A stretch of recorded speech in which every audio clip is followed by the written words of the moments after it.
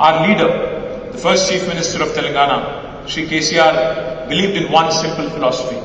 He always told us from day one till the very last day we were in government. He said, move away from putting all the faith and putting all the responsibility on an individual.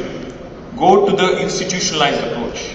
Instead of relying on an individual, अगर एक individual अच्छा काम कर रहा है, वो जब तक वहाँ रहेगा, काम ठीक ठाक चलेगा.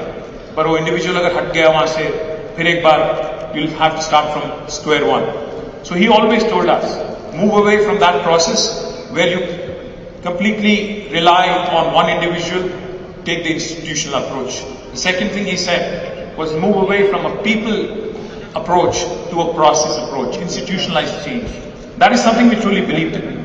As a result, the first piece of legislation that we drafted in the new state of Telangana was something called as the TS IPAS. TS IPAS stands for Telangana State Industrial Project Approval Self-Certification System.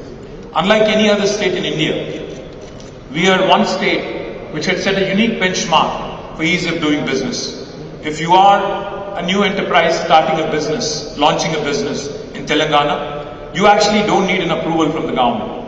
You can hit the ground running, you can start your business on day one without any approval being sought or given by the government. No intervention from local government, no intervention from the state government, or no intervention from any other form of government. This is something that we pioneered and we championed, and as a result, today we've had a great deal of success on that.